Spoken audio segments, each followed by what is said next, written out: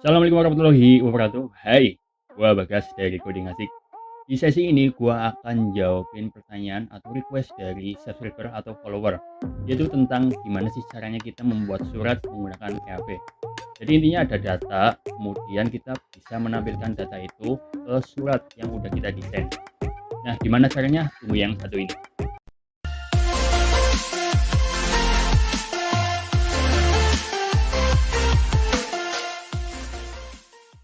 Ya, ngomongin PHP ini masih menjadi populer di Indonesia. Gimana kita bisa memproses data atau menjadikan sebuah website itu jadi dinamis. Nah, contoh di sini adalah kita juga bisa membuat surat. Surat di sini adalah ketika kalian punya data nih, data, geodata, dan sebagainya.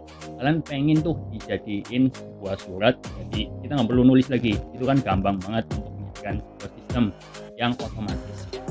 Tapi sebelum lanjut, kalian jika belum subscribe sampai saya ini, subscribe sekarang juga, karena di sini kita akan belajar tentang pemrograman website dari awal dan tentunya untuk pemula.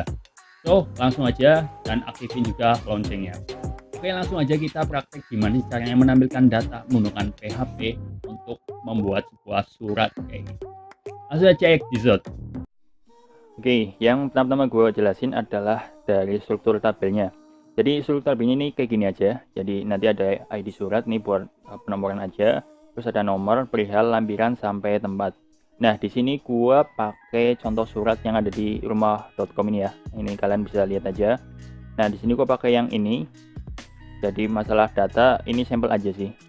Kayak gitu. Nah, selanjutnya gua juga udah nyisipin data di mana datanya sesuai sih. Ada dua data. Kemudian yang pertama itu sesuai, yang kedua itu ya data manipulasi aja gitu.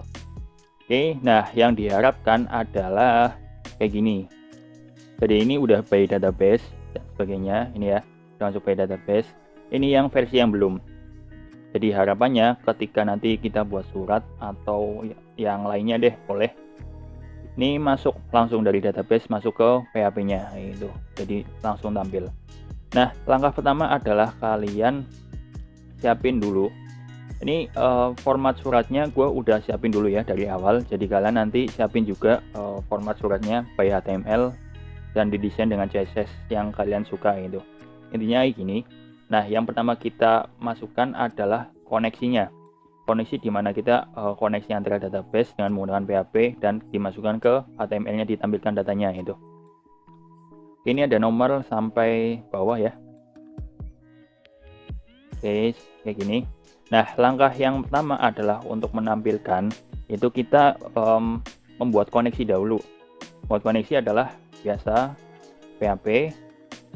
Ini sintaknya ya untuk mengawali dari PHP. Entah di framework atau native sama aja. Nah, yang pertama gua buat adalah $koneksi. Ini bebas mau $koneksi atau dolar yang lain, itu nggak masalah karena hanya variabel aja. Nah, yang ini wajib MySQLi ya, bukan biasanya kan ada ya MySQL. Ini kalau yang ini versi yang lawas sih, mungkin 5,3 ke bawah kayak itu. Nah, yang terbaru ini versinya kayak gini. MySQL ini connect kayak gini. Nah, yang pertama adalah dari servernya apa? Ini kan kita masih pakai localhost. Jadi localhost. Oke. Nah, username-nya apa? Kalau default itu root. Kalau misal kalian udah diubah ya berarti sesuaiin aja. Passwordnya gue masih kosong. Kemudian nama database-nya apa? Di sini kita nama database-nya berarti ini ya, YouTube latihan, terus tabelnya surat. Oke. Berarti di sini YouTube latihan. Nah, ini kita cek dulu nih, apakah koneksinya berhasil atau enggak gitu ya. If jika tidak koneksi kayak gini, $koneksi, intinya kalau gagal ini, maka ngapain, misal kita lempar aja deh, ini yang simple, gagal koneksi. Oke. Nah, sampai sini kita cobain dulu. Ini ya, nggak ada. Tapi kalau misal ini ganti kan nggak ada password, tapi tak tambahin misalnya, harusnya error. Nah, mana nih? Ini ya, gagal koneksi. Oke, sampai sini paham ya? Ini tak gedein deh. Nah, oke. Sampai sini berarti ini berhasil ya. Nah, langkah yang selanjutnya adalah dimana kita mendapatkan atau get data dari database masuk ke PHP. Caranya cukup simple. Ini gue boleh buat variabel baru, misal $query, sama dengan pakainya ini mysqli underscore query. Nah, langkah yang pertama adalah kalian masukin juga yang $koneksi. Ini biar nyambung sih. Nah, terus yang kedua adalah dari query-nya. Berarti select bintang from tabelnya apa? Surat. Oke. Nah, karena kalau surat kan ini nanti kasusnya mungkin buat cetak data. Jadi ketika udah data harus dicetak langsung muncul suratnya itu. Nah, di sini gua mau cetak satu persatu, berarti where, where ID pesan, ID surat sama dengan 1.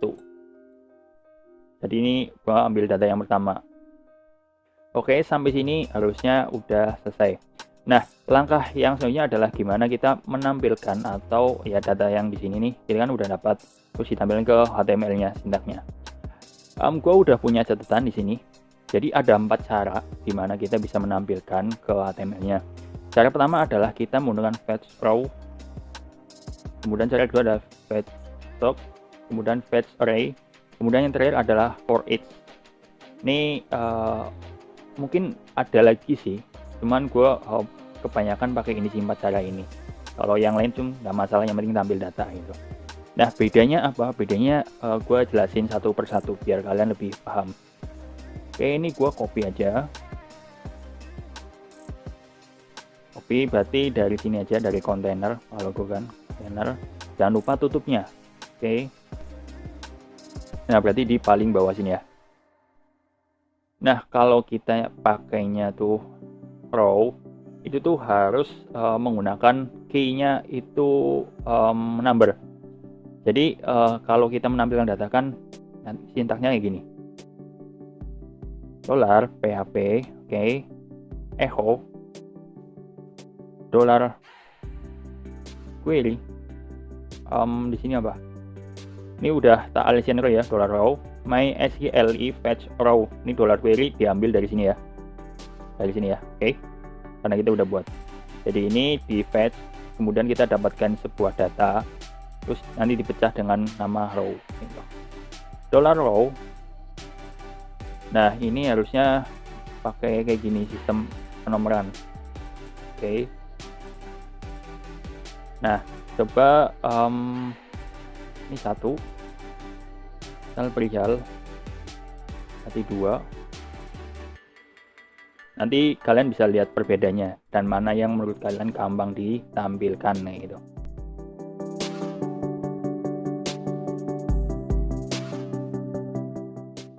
Oke, kita coba refresh. Nah, ini muncul ya. Oke, muncul.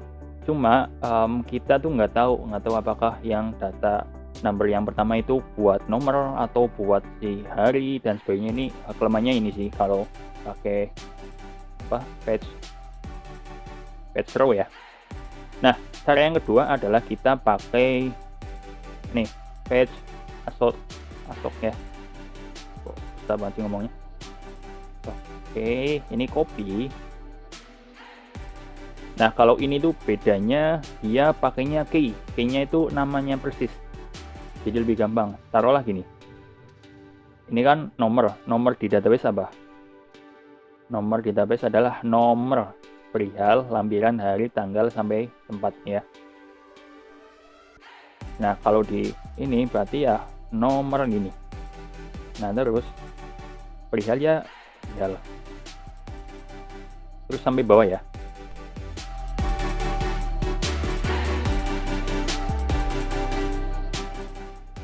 Nah, ini udah, kita coba refresh lagi. Nah, sama ya. Ini tadi ada perbedaan. Karena tadi pakainya kan number. Jadi kita nggak tahu apakah hari ini buat untuk hari dan sebagainya. Oh, ini ada kesalahan, coba kita cek lagi. ini hari.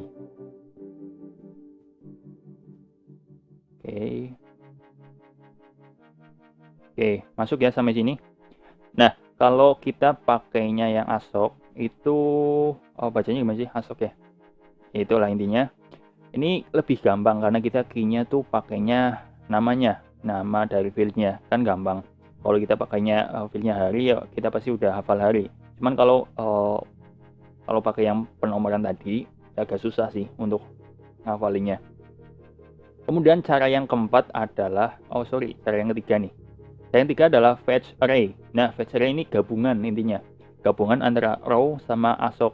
Nah, kalau row kan dia hanya bisa number. Kalau ASOC dia hanya bisa key-nya. Key-nya adalah namanya. Kalau array ini bisa duanya. Oke, kita coba bandingin gitu ya.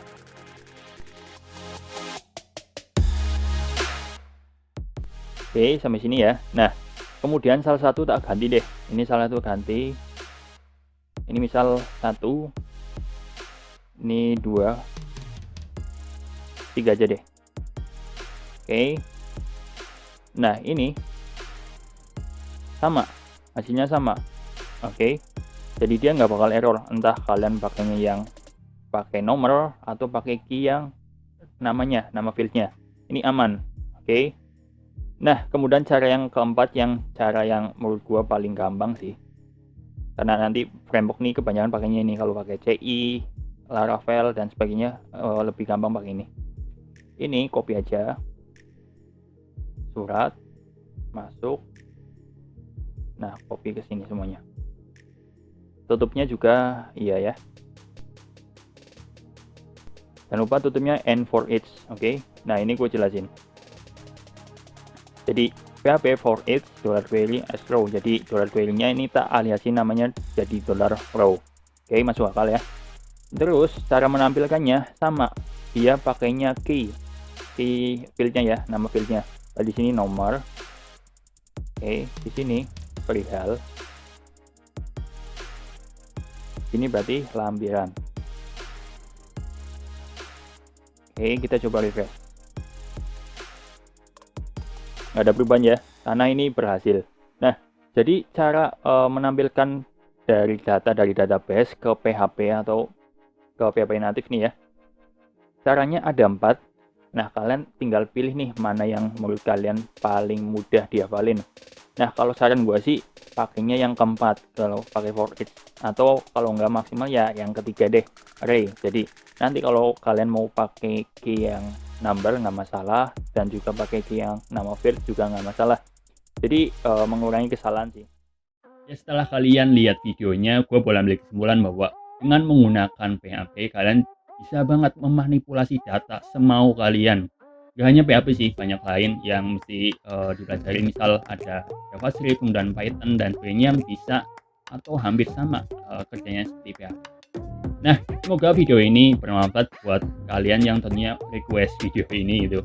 Nah, jika kalian punya juga request apapun atau bingung tentang ini, kalian ketik aja di kolom komentar. Insya Allah kalau gua punya waktu dan gua bisa, gua akan buatkan tutorialnya gitu.